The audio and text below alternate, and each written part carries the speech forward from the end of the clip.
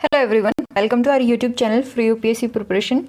हम बात कर रहे हैं मोहित भट्टाचार्य की book new horizons of public administration के बारे में। उनका जो चैप्टर 6 है बुक का वो बेस्ड है बिहेवियरल एंड सिस्टम अप्रोच पे। बिहेवियरल अप्रोच कल हमने पढ़ ली थी, आज हम बात करेंगे सिस्टम अप्रोच के बारे में। ठीक है, तो चलिए शुरू करते हैं। अब इस डायग्राम को अच्छे से समझने की कोशिश कीजिए। ये आपका ऑर्गेनाइजेशन है। अलग अलग थ्योरीज आती हैं, जैसे क्लासिकल थ्योरीज आती हैं जो कि स्ट्रक्चर को एक्सप्लेन करने की कोशिश करती हैं। फिर आती है आपकी ह्यूमन रिलेशन थ्योरी जो बेसिकली ह्यूमंस को एक्सप्लेन करने की कोशिश करती है। और भी फिर सीरीज ऑफ थ्योरीज आती है, पूरी की पूरी अलग अलग थ्योरी डेवलप होती है जो ऑर्गेनाइजेशन के अलग अलग एस्पेक्ट को एक्सप्लेन करती है। कोई एक्सप्लेन करती है ह्यूमन एस्पेक्ट को, कोई एक्सप्लेन करती है सोशो साइकोलॉजिकल एस्पेक्ट को, कोई थ्योरी एक्सप्लेन करती है उसके स्ट्रक्चरल एस्पेक्ट को, ठीक है, बिहेवियरल एस्पेक्ट को। तो एक प्रॉब्लम ये आई कि इन सारी थ्योरीज़ को एक साथ लाया जाए, इनको एक साथ ला करके कॉमन थ्योरी डेवलप की जाए। लेकिन यहाँ पे आप देख पाएंगे कि इतनी सारी थ्योरी होने के बाद भी ऑर्गेनाइजेशन को पूरी तरीके से एक्सप्लेन करने में कोई भी थ्योरी कामयाब नहीं हुई। तो यहाँ से आती है आपकी सिस्टम्स थ्योरी। सिस्टम थ्योरी क्या कहती है कि इसको मैंने क्या मान लिया, एक पूरा सिस्टम मान लिया। ठीक है, इसको हमने क्या मान लिया, ऑर्गेनाइजेशन को एक पूरा सिस्टम मान लिया कि जैसा उसका ये इसको क्या है, इसको ओपन सिस्टम माना जाता है। ओपन सिस्टम का मतलब है कि जैसा एनवायरनमेंट होगा वैसा ही सिस्टम उस एनवायरनमेंट के हिसाब से एडजस्ट होता चला जाएगा। क्लोज्ड सिस्टम क्या कहता है कि एनवायरनमेंट चाहे जैसा भी हो वो उसकी स्ट्रक्चर, उसकी फंक्शनिंग कहीं पे भी चेंज नहीं होती। तो बेसिकली हमने क्या किया, एक ऐसी थ्योरी डेवलप करने की कोशिश की या एक ऐसी अप्रोच लाने की कोशिश की जिससे हम ऑर्गेनाइजेशन को और भी ज़्यादा अच्छे तरीके से समझ पाएँ। तो एज वी ऑल नो कि डाइवर्जेंट थ्योरी डेवलप होती है अबाउट ऑर्गेनाइजेशंस, बट एक नीड, एक ज़रूरत महसूस होती है कि हम पूरे ऑर्गेनाइजेशन को एक कंप्लीट स्ट्रक्चर की तरह समझें। तो यहाँ पे एक कॉन्सेप्ट आता है जनरल सिस्टम थ्योरी का। ऑल्दो ये जो कॉन्सेप्ट है ये बायोलॉजिस्ट द्वारा मतलब ये जो टर्म है जनरल सिस्टम थ्योरी एक बायोलॉजिस्ट ने यूज़ की थी। बट जैसे जैसे आप आगे बढ़ते हो टाइम पीरियड के दौरान यू कैन फील कि similar conceptions and similar principles develop हो रही हैं डिफरेंट एरिया के अंदर, जैसे पॉलिटिकल साइंस में, बायोलॉजी के अंदर, फिजिक्स में, या फिर अलग अलग मतलब सोशोलॉजी में, साइकोलॉजी में, बिहेवियरल साइंस में सेम टाइप के कॉन्सेप्ट्स एंड प्रिंसिपल्स डेवलप हो रहे हैं। तो ये एक जो term I general system theory, इसको क्या बोला गया, ये बेसिकली ये जो थ्योरी थी, ये जो अप्रोच थी, it is an attempt to join up the different approaches in science and thus to provide a broad macroscopic view of different type of system. इसमें क्या किया कि बेसिकली ये टर्म बायोलॉजी में यूज़ की गई थी सबसे पहले। तो इसमें क्या था, अलग अलग अप्रोच जो थी उनको सबको एक साथ लाया गया और एक ब्रॉडर व्यू लेने की कोशिश की गई। जब हम इस थ्योरी को यूज़ करते हैं सोशल साइंस में तो सबसे पहले टालकट पार्सन इस थ्योरी को यूज़ करते हैं ओपन सिस्टम अप्रोच को to the study of social science. ठीक, सोशल साइंस बेसिकली जैसे आपकी सोसाइटी पे जो साइंस, मतलब जैसे जैसे सोसाइटी चेंज होती है उस तरीके से सिस्टम मॉडल को यहाँ पर सोसाइटी के फिनोमिना को एक्सप्लेन करने के लिए सिस्टम मॉडल को फॉलो किया गया। System model is regarded by some system theorist as the universal applicable to physical and social events and to human relationship in small and large unit। हमें पता है कि बेसिकली जो सिस्टम थ्योरी है हम साइंस में यूज़ करते हैं, फिजिकल साइंस जो होती है आपकी बायोलॉजी, फिजिक्स एंड केमिस्ट्री वगैरह, इनमें हम यूज़ करते हैं। बट ह्यूमन रिलेशनशिप में, सोसाइटी में, ग्रुप बिहेवियर में भी इस टर्म को यूज़ किया जा रहा है उनके फिनोमिना को एक्सप्लेन करने के लिए। So what is this system, हम इसको अगर डिफाइन करते हैं तो वेबस्टर कहते हैं कि system is a set or arrangement of things so related or concern so as to form a unity of organic whole. जैसे आपका क्या डाइजेस्टिव सिस्टम है, डाइजेस्टिव सिस्टम के अंदर आपके माउथ से लेकर के आपका फूड ट्रैक, आपका पैंक्रियाज, फिर आपकी इवन लीवर भी, ठीक है, आपका स्टमक, देन पेनक्रियाज, और फिर आपकी पूरी लार्ज इंटेस्टाइन जो है वो आपस में जुड़ी हुई है। लेकिन मिलकर के क्या बना रही है, ये एक कंप्लीट सिस्टम बना रही है जिसको आप बोलते हो डाइजेस्टिव सिस्टम। तो इसकी अगर हम प्रॉपर डेफिनेशन दोबारा देखें कि इसमें क्या है, बहुत सारी चीज़ें हैं जिनको इस तरीके से अरेंज किया गया है कि वो मिल करके एक कंप्लीट ऑर्गेनिक होल बनाती है, कंप्लीट ऑर्गेनिक सिस्टम बना देती हैं। दो तरीके के सिस्टम आते हैं, एक आता है क्लोज सिस्टम, एक आता है ओपन सिस्टम। जो आपका फिजिकल एंड मैकेनिकल सिस्टम है वो क्लोज होते हैं, जो ओपन सिस्टम है जनरली वो यूज़ की जाते हैं बायोलॉजी और सोशल साइंस के कॉन्टेक्स्ट में। बट जब हम बात करते हैं ना कि बाउंड्री होनी चाहिए, जैसे सिस्टम का तो हमें पता है कि ये इसकी बाउंड्री है, बट जब हम बात करते हैं सोसाइटी की, क्या हम डिफाइन कर सकते हैं कि ये इसकी बाउंड्री है? सोशल बाउंड्री को हम डिसाइड कर सकते हैं?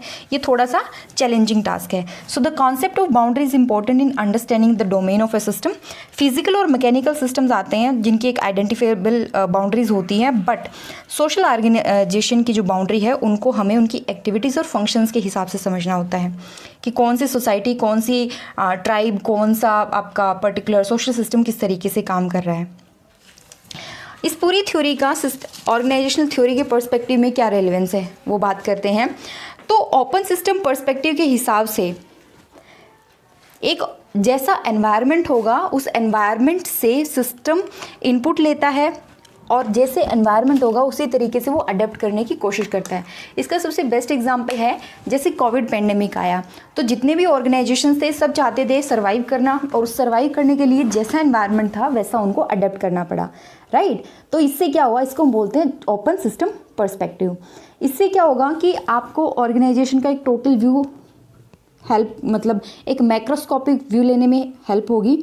एंड अब इसको प्रेजेंट डे काफ़ी वाइडली यूज़ किया जाता है and it has prove to be a useful tool for the conceptualization of organization in its internal and external relationship. अब हम बोल दें कि मान लीजिए डिस्ट्रिक्ट कलेक्टर जो है वो एक ऑफिस है, ठीक है। अब उसकी जनरली वो क्या है कि लॉ एंड ऑर्डर को मेंटेन करना या फिर जैसे डे टू डे काम करना, यही मेनली उसका काम है, मान लीजिए एज्यूम करना आपने। बट अब पेंडेमिक आया, पेंडेमिक को ट्रीट करने के लिए अलग तरीके की अप्रोच चाहिए थी, तो पूरा ऑर्गेनाइजेशन का जो सेटअप था वो चेंज हुआ। सबसे इम्पोर्टेंट तो वो क्या हुआ, मान लीजिए ऑनलाइन हो गया, अब मीटिंग वगैरह सारी ऑनलाइन होने लगी। दूसरा जो फंक्शन था वो डे टू डे एक्टिविटीज़ से बढ़ करके क्या हो गया कि अब उनको प्रेजेंट डे सिचुएशन को हैंडल करना है, ठीक है। तो अब हमें क्या पता चलता है, इस ऑर्गेनाइजेशन को अभी तक तो हम क्या एक स्टेबल कंडीशंस के हिसाब से समझ रहे थे, अब हमने किसके समझा, एक पर्टिकुलर सिचुएशन के हिसाब से समझा, तभी हम इसकी एफिशिएंसी को बता पाएंगे ना कि ये एफिशिएंट है, इफेक्टिव है या नहीं है, ठीक है। अब इसी के साथ जुड़ा हुआ है सिस्टम थ्योरी के साथ कंटिंजेंसी और सिचुएशनल व्यू ऑफ ऑर्गेनाइजेशन। इसको आपने ध्यान से समझना है। सिस्टम थ्योरी क्या बताती है कि ये ऑर्गेनाइजेशन, ये ऑर्गेनिज्म है या ये पर्टिकुलर सिस्टम है और ये अपने एनवायरनमेंट से इन्फ्लुएंस होता है। ओपन सिस्टम थ्योरी ये कहती है जैसे ये ह्यूमन बीइंग है, ठीक है, बहुत सुंदर सा, आसपास का एनवायरनमेंट जैसा होगा, ठंड लगेगी तो गर्मी लगेगी तो ये उसके हिसाब से अपने आप को एडजस्ट करने की कोशिश करेगा, ठीक है। वैसा ही एक ऑर्गेनाइजेशन जैसे जैसे चैलेंजिंग सिचुएशंस आती है उस हिसाब से खुद को एडजस्ट करने की कोशिश करता है। तब हम ऑर्गेनाइजेशन को सिचुएशन के पर्सपेक्टिव से समझेंगे, तो सिस्टम थ्योरी की वजह से हमें कंटिंजेंसी और सिचुएशनल व्यू ऑफ ऑर्गेनाइजेशन देखने को मिलता है। ट्रेडिशनल अप्रोच क्या थी कि हमने काम करने का एक बेहतर तरीका निकालना है, एक सबसे बेहतरीन तरीका, one best way of structuring organization. तो वो क्या होगा कि ये मैंने फिक्स कर दिया, ये यहाँ पे मैंने फिक्स कर दिया, सिचुएशन जैसी भी हो कोई फ़र्क नहीं पड़ता, ये क्या है, बहुत ही रिजिड स्ट्रक्चर मैंने बना दी। अब सिचुएशनल वाले क्या कह रहे हैं कि नहीं भाई, जैसी सिचुएशन होगी उसके हिसाब से हो सकता है इसको एडजस्ट करना पड़े, ठीक है। So under the influence of system theory, the current view in organizational analysis is that structure can vary from situation to situation depending upon such factor as their environmental conditions and technology. ये चीज़ ध्यान रखने वाली है कि हमेशा organisation का function और उसकी स्ट्रक्चर डिपेंड करती है सिचुएशन पे। सिचुएशन जैसी होगी वैसी उसकी स्ट्रक्चर एंड फंक्शन उभर के आएगा, ठीक। तो प्रेजेंट डे जो ट्रेंड चल रहा है वो क्या है, सिचुएशनल थ्योरी का है। सिचुएशनल थ्योरी ये कहती है, अब इस पॉइंट को समझिए, सिचुएशनल थ्योरी ये कहती है कि कोई भी थ्योरी बेस्ट नहीं है बट कोई भी थ्योरी ख़राब नहीं है। हर एक थ्योरी अपने टाइम के हिसाब से, अपनी सिचुएशन के हिसाब से बेस्ट है। जैसे मान लीजिए यहाँ पे हम नेक्स्ट जब हम बात करेंगे तो अलग अलग एग्जाम्पल से आप समझ पाएंगे कि क्यों हम ये बात कह रहे हैं। मान लीजिए मुझे मास प्रोडक्शन करना है, मुझे एक दिन में 100 यूनिट प्रोड्यूस करनी है, तो मैकेनिस्टिक व्यू जो है वो आपका बहुत अच्छा होगा। ठीक, यहाँ पे प्रोडक्शन की बात हो रही है। दूसरी तरफ सिचुएशन ये है कि मुझे जो है वो कोई काम करना है जिसमें मान लीजिए लोगों से बात करनी है, कम्युनिकेट करना है और उनके प्रॉब्लम के बारे में जानना है, तो हो सकता है यहाँ पर जो है वो बिहेवियरल थ्योरी ज़्यादा अच्छे से काम करे। ठीक है, तो हर एक थ्योरी सिचुएशन के हिसाब से काम करती है।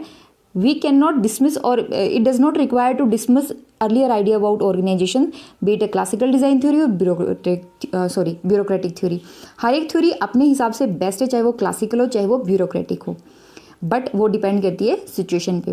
तो क्या सजेस्ट किया जा रहा है that there is no single organizational model which is good in every situation. So to be effective an organization design has to fit the situation. जैसी सिचुएशन होगी वैसा ऑर्गेनाइजेशन होना चाहिए। तो इसमें 2 सिचुएशनल फैक्टर्स आते हैं। अब मान लीजिए ये आपका ऑर्गेनाइजेशन है और ये उसका सिस्टम है। ठीक है, इसमें 2 चीज़ें इन्फ्लुएंस करती हैं, 2 सिचुएशन हो सकती हैं। एक तो ये कि अब जैसे कोविड पेंडेमिक का बेस्ट एग्जांपल लेते हैं। ठीक, हमारे यहाँ क्या है, एक पेंडेमिक की सिचुएशन है। पेंडेमिक की सिचुएशन से डील करने के लिए हमारे पास 2 चीज़ें हैं। एक तो हमारे आसपास एनवायरनमेंट कैसा है, ठीक, हमारे आसपास एनवायरनमेंट कैसा है कि वो किस तरीके की प्रॉब्लम हमारे ऊपर थ्रो की जा रही है, राइट, हम किस तरीके से उसको डील कर पा रहे हैं। और दूसरा है हमारे पास टेक्नोलॉजी कैसी है।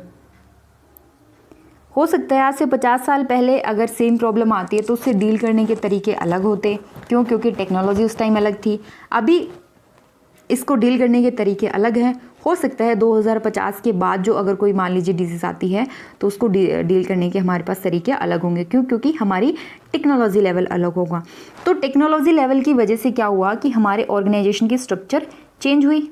ठीक है, इन्फ्लुएंस किया ऑर्गेनाइजेशन ने उसको। अब जैसे मोस्ट ऑफ जो एजुकेटर थे वो ऑनलाइन आ चुके हैं, जो पहले ऑफलाइन टीच करते थे वो ऑनलाइन पढ़ाने लगे। ऐसा क्यों? टेक्नोलॉजी की हेल्प से हुआ। ठीक, तो 2 सिचुएशनल फैक्टर्स हैं, टेक्नोलॉजी एंड एनवायरनमेंट। इनको आने वाली वीडियो में अच्छे से डिटेल में डिस्कस करेंगे। तो इसी के साथ आज का ये वीडियो ख़त्म करते हैं। आई होप आपको समझ में आएगा अबाउट सिस्टम थ्योरी। तो मिलते हैं नए लेक्चर के साथ जल्दी। Till then take care and thank you.